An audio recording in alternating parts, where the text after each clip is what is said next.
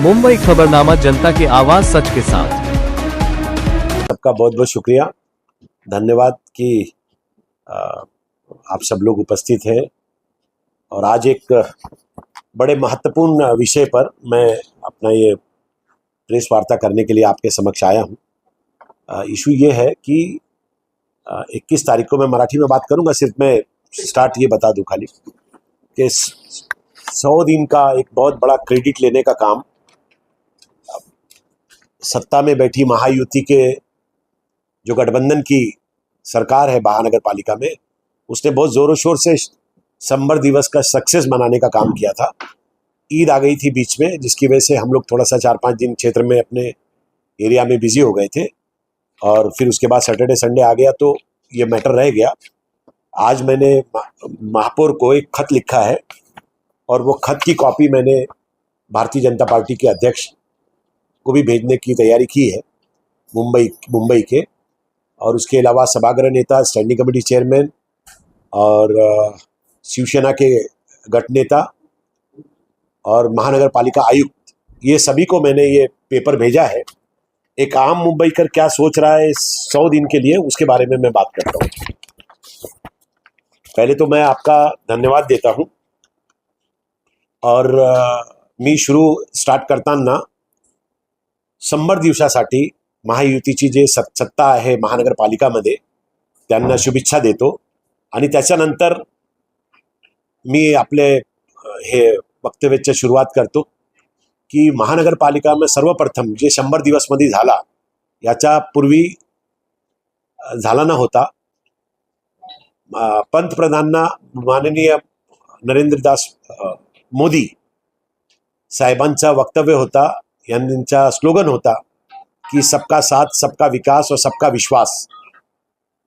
साहेबांचा जे स्लोगन होता त्या स्लोगनना खात्री ना देतात महानगरपालिकामध्ये जे बजेटचे फंडचं वितरण झाला 800 कोटीचा, त्यामध्ये 250 कोटी महापौरांकडे आली आणि सगळे जे वितरण झाले त्यामध्ये 100 पेक्षा जास्ती महानगरपालिकाचे नगरसेवकांना निधी ना देतात जी सुरुवात केली ते पंतप्रधानचे स्लोगनच्या विरुद्ध होती। त्याच्यानंतर आम्हाला हे सांगायचं आहे की पहिले 100 दिवसामध्ये एक 100 दिवसामध्ये जे प्रेस कॉन्फरन्स केली त्यामध्ये ते सांगत होते की आम्ही 1000 करोड 1000 कोटीचे पैसे वाचवले महानगरपालिकाचे। जर महानगरपालिकाचे 1000 चे पैसे वाचवले तर आम्हाला एक विचारायचं आहे त्यांना की बाबा 4 वर्षापेक्षा जास्त महानगरपालिकामध्ये जे सत्ता होती ॲडमिनिस्ट्रेटरची, त्याच्यावर महानगरपालिका, त्याच्यावर राज्य सरकारची महायुती सरकार होती आणि महायुती सरकारचे जे निर्णय होते या ॲडमिनिस्ट्रेटरचे जे निर्णय होते, जर महानगरपालिकाचे निर्णय राज्य सरकारला माहीत न होते तर हे 1000 कोटीचे जे टेंडर तुम्ही परत केलेला आहे त्याच्यापेक्षा लाखों कोटीचे जे टेंडर झाले 4 वर्षामध्ये ते तुमच्या म्हणणे ते सगळे टेंडर आहे ते इन्फ्लेटेड होते आणि वाढ किमतीचे होते।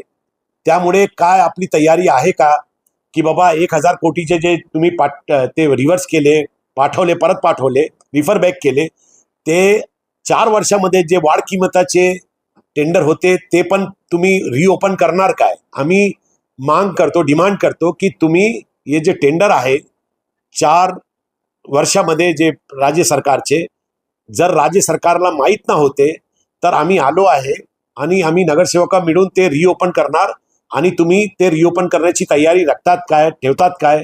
आम्ही 100 पेक्षा ज्यादा असे टेंडर तुमच्या समोर घेऊन येतो ज्या टेंडरमध्ये वाढ किमते आहे, इन्फ्लेटेड रेट आहे आणि दरपेक्षा 10% 15% वाढ करून ते टेंडर त्यांनी घेतलेले आहे। नंबर 3, आम्हाला हे म्हणायचं आहे की तुम्ही म्हणतात की बाबा तुम्ही जनताचे पैसे वाचवले आणि त्या वाचवलेचे त्यामध्ये तुम्ही असं म्हणतात की महानगरपालिकामध्ये गारगाई डॅम मध्ये तुम्ही 300 कोटी वाचवले असं तुमचं म्हणणं आहे। पण तुम्ही हे लक्षात घ्यावा की गारगाई डेम मध्ये जे जे 300 कोटी तुम्ही वाचवले त्यामध्ये अपोजिशन याने विरोधी पक्षांच्या भरपूर भूमिका होती. आम्ही त्या विषयावर खूप भांडले आणि त्याच्यानंतर तुम्ही तयार झाले की बाबा ते दर वाढून जे दर आहे म्हणजे एस्टिमेटच्या वर 10%, 8%, 9% जे वाढ दर होती ते तुम्ही कम केले आणि 2% घेऊन आले. पण एक विषय तुम्हाला लक्षात देतो की ज्या दर तुम्ही कम केले त्यापेक्षा ते टेंडर होता त्याची किंमत होती 3,000 कोटी आणि आता तुम्ही काम ना सुरू होता घेऊन आले 2-3 वर्षानंतर त्याची किंमत झाली 5,000 कोटी. त्यामुळे 300 कोटी तुम्ही वाचवले आणि 2,000 कोटी तुम्ही वाढ देऊन ते ठेकेदारांना परत ते ठिका दिलेला आहे असा आमचा आरोप आहे. आणि तुम्ही जेम पोर्टलवर खूप आपली पीठ थापतापावतात आणि म्हणतात की बाबा आम्ही भारतीय जनता पार्टीचे मुंबईचे अध्यक्ष माननीय अमित साटम साहेब यांचा एक व्हिडिओ आम्हाला ऐकायला भेटला. ते व्हिडिओमध्ये ते म्हणत होते की मुंबई महानगरपालिकाचे शाळाचे जे मुले होते विद्यार्थी आहे त्यांना आम्ही जेम पोर्टलवर वस्तू खरीदणार आणि किंमत वाचवणार, पैसे वाचवणार आणि ते मुलांना देणार. आणि त्यामध्ये एक गोष्ट केलेली आहे की आम्ही आता मॅन्युफॅक्चररचे सगळ्या वस्तू खरीदणार.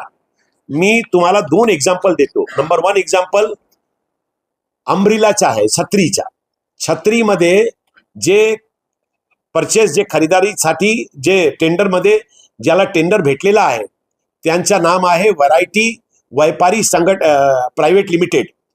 ते कलकत्ता आम्ही गुगल केला, ते कलकत्ता बेस्ड कंपनी आहे आणि ते कंपनीने मुंबईचे सन ब्रँडचे जे छत्री आहे ते विकत घेणार आणि ते महानगरपालिकेला सप्लाय करणार.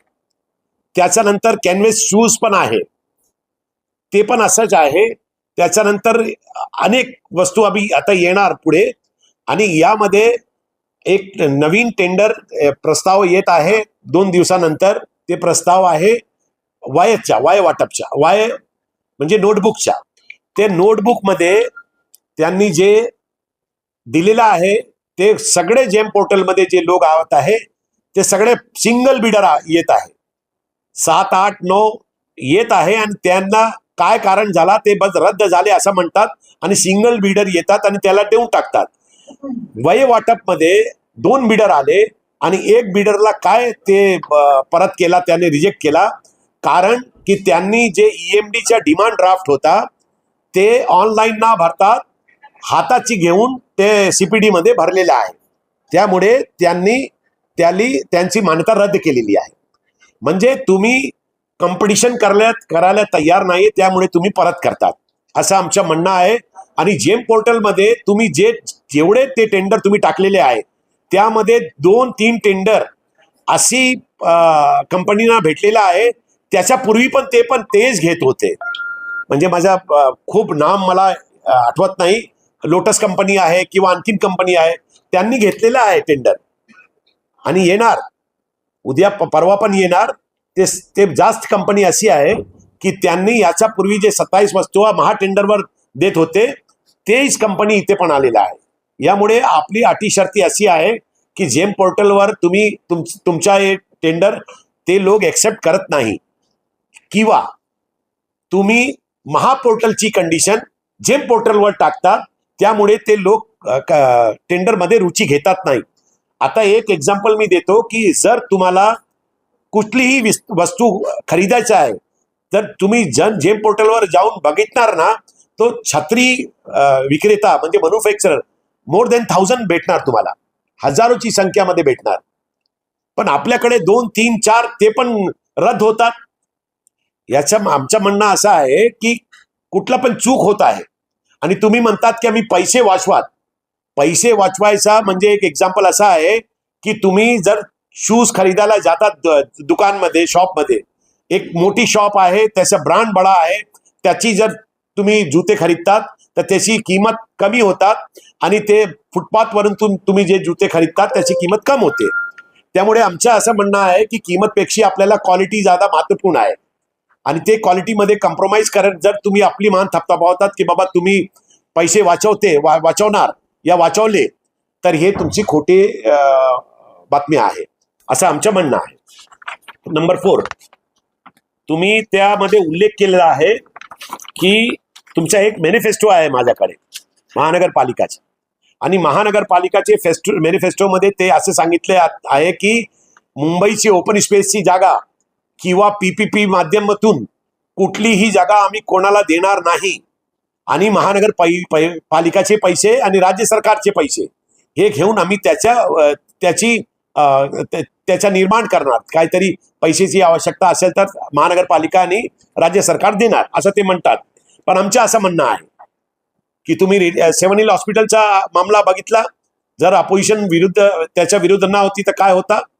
त्याच्यानंतर आता मी तुम्हाला सांगत इच्छू आहे की 103 हेक्टर जमीन कोस्टल रोडचे बगीचेची जमीन ओपन स्पेसची जमीन रिलायन्स कंपनीला देण्याची तयारी होती महानगरपालिकाची ऍडमिनिस्ट्रेटरच्या वेळात. जर तुम्ही आले तर काय तुम्ही जे 103 एकर जमीन आहे रिलायन्सचं घेऊन तुम्ही महानगरपालिकाचा बगीचा बनवणार का तिकडे. याने तुम्ही 103 एकर जमीन रिलायन्सला देतात. याच्यानंतर 75 असे प्रस्ताव आहे महानगरपालिकाचे ज्यामध्ये ओपन स्पेसची जमीन खाजगी लोकांना देण्याची तयारी आहे, प्रस्ताव बनत आहे.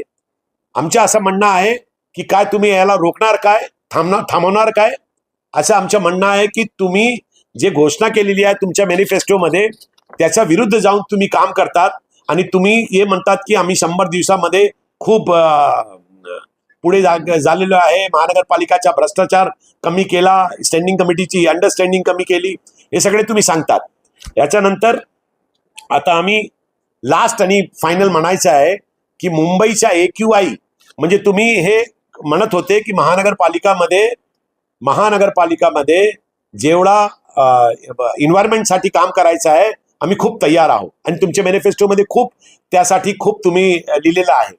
आम्ही तुम्हाला सांगतो की इंटरनॅशनल लेवलमध्ये एक स्टडी झाली, त्या स्टडीमध्ये कॅलिफोर्नियाची जे कंपनी होती, कॅलिफोर्नियाची जी युनिव्हर्सिटी होती, या युनिव्हर्सिटीने 50 cities major cities of the world का एक एग्जाम्पल समोर ठेवलेला आहे की जिथे ते एअर क्वालिटी मिथेन गॅस निकलून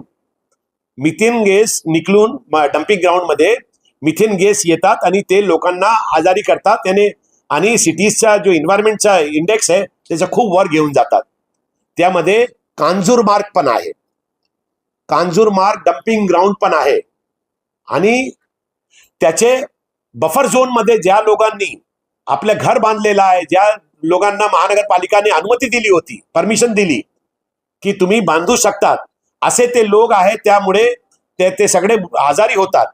आमची इथे आपल्या समोर आपल्या माध्यमातून त्यांची मागणी आहे महानगरपालिका आयुक्तांची किंवा महापौरांची की काय तुम्ही तयारी ठेवलेलं आहे काय की हे जे जागा आहे, जे बफर झोन मध्ये बसलेले लोक आहे त्यांच्या जीवाला धोका आहे, तुम्ही त्याला पर्याय व्यवस्था करून पर्याय जागा देण्याची तयारी करतात काय.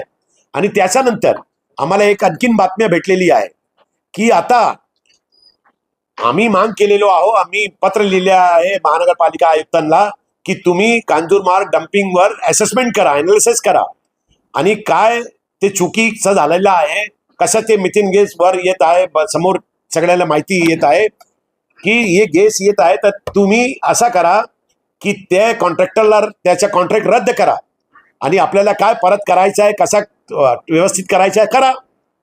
पण आम्हाला एक बातम्या भेटलेली आहे नवीन की आता मुलुंड डम्पिंग ग्राउंड पण ठेकेदारांना देण्याची तयारी महानगरपालिका करत आहे, हे आमचा आरोप आहे आणि आमची माहिती खूप चांगली आणि ऑथेंटिक आहे. त्यामुळे आपल्याला सांगायचं आहे की मुंबईकरांची परिस्थिती खूप बरी नाही, कारण महानगरपालिका ते आता जे झालेलं आहे सगळा रोड सगळे खोदलेले आहे, आपल्या काय म्हणतात त्याला साफसफाईचं नाला सफाईचं काम 50% वर झालेलं नाही आणि पाणीची समस्या आहे लोकांना. अस्पताल ची समस्या आहे, दवाया भेटत नाही, आणखीन बरेच मुद्दे आहे महानगरपालिकेच्या समोर. आले आपल्याकडे पैसे नाही आहे, छोटे मोठे जे काम आहे महानगरपालिकाचे प्रभागामध्ये वार्डामध्ये ते होत नाही. आपण पत्र लिखतात की बाबा असं करायचं आहे, गार्डनचे खूप कामं करायचे आहे, गार्डनचे अधिकारी म्हणतात की 300 कोटीवर आमच्याकडे पैसे नाही आहे. तर आम्हाला हे म्हणायचं आहे की लाडके ठेकेदार आणि सगळे ठेकेदारांनी मोठे मोठे टेंडर घेऊन 2,44,000 कोटीचे जे टेंडर घेतलेले आहे, जे 7-8 वर्षामध्ये आपल्याला पैसे द्यायचे आहे, ते पैसे कुठे आणणार? आणि याच्या पूर्वी आम्ही आपली जमीन विकत आहे, सेंचुरी मिल विकली, डांबर प्लांट विकला, छत्रपती शिवाजी महाराजची मार्केट नावाची मार्केट विकली, आणि त्याच्यानंतर आता तुम्ही 7 हिल हॉस्पिटलची तयारी करत आहे. सगळे झालेलं आहे.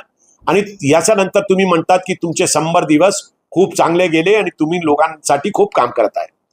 आमचा आरोप आहे की हे 100 दिवस बिईंग ए मुंबईकर आम्हाला असं वाटत आहे की लई वाईट परिस्थिती आहे महानगरपालिका ची, आणि मुंबईकरांचे असं म्हणणं आहे की बाबा आज महानगरपालिका जे करत आहे आम्हाला विश्वास संपला महानगरपालिकावर. तर आता आमचं असं म्हणणं आहे की तुमच्या 100 दिवस ची तुम्हाला शुभेच्छा, तुमचे लाडचे ठेकेदारांचा शुभेच्छा, पण मुंबईकरांना जे तुम्ही देत आहे ते अजिबात त्यांची अपेक्षा ना होती. तुम्हाला सत्ता दिली की तुम्ही खूप चांगला करणार, पण जे वाईट परिस्थिती तुम्ही घेऊन आली आहे, आमचा असा आरोप आहे की तुम्ही 100 दिवसामध्ये जे केलेलं आहे ते तर तुमचं म्हणणं जे पण आहे, मुंबईकरांचं म्हणणं वेगळं आहे, पण हे सगळे जे आरोप आम्ही लावले आहे, जर तुम्ही याचा खुलासा करेल तर चांगला होईल. धन्यवाद.